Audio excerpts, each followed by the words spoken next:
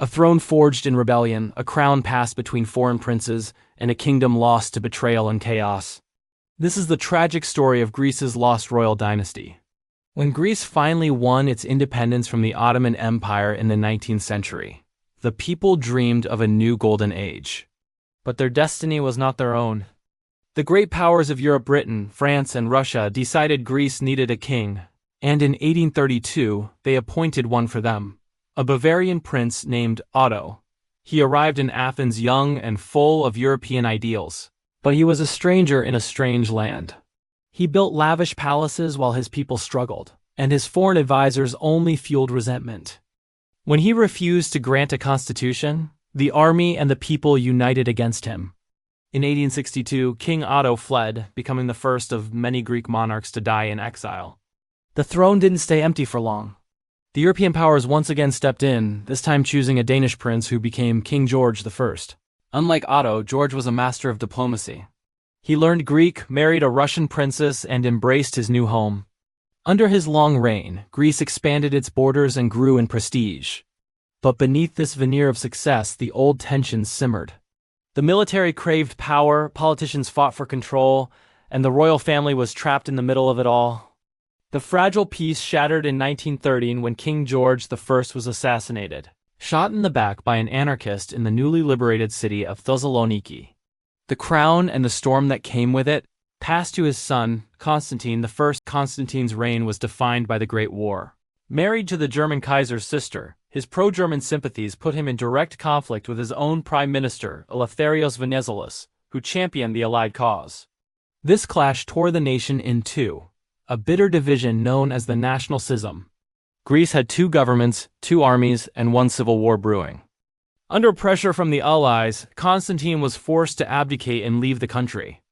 His second son, Alexander, took the throne, but his reign ended in a bizarre and tragic accident. He died from a simple monkey bite that turned septic. It was a freak event that seemed to mirror the absurdity and chaos of the times. Constantine made a brief comeback, but his return was doomed. He led Greece into a disastrous war in Asia Minor which ended in a catastrophic defeat, a massive refugee crisis, and the execution of 6 of his top government officials. The nation was broken. By 1924, the Greek people had had enough. They voted to abolish the monarchy and establish a republic. But the ghosts of the crown wouldn't rest.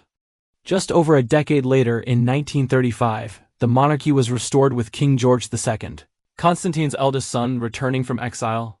He walked right into another nightmare, World War II. When Nazi Germany invaded in 1941, the king and his government fled once more, this time to Cairo, while Greece endured a brutal occupation and a devastating famine.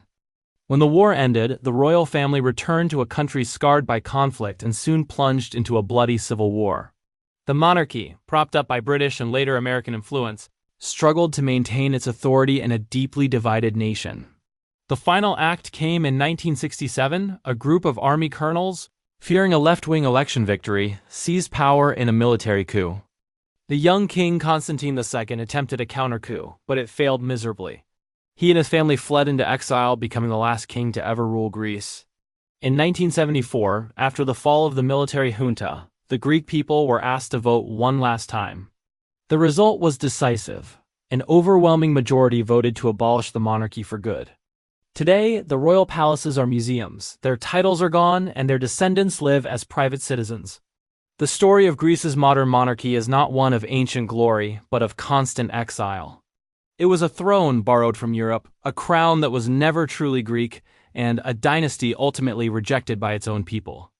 It's a powerful reminder that even in the land of ancient legends, royal ambition and political division can write the most tragic histories of all. Thank you for watching. If you found this story as fascinating as I did, don't forget to like, subscribe, and hit that notification bell for more hidden histories. See you next time.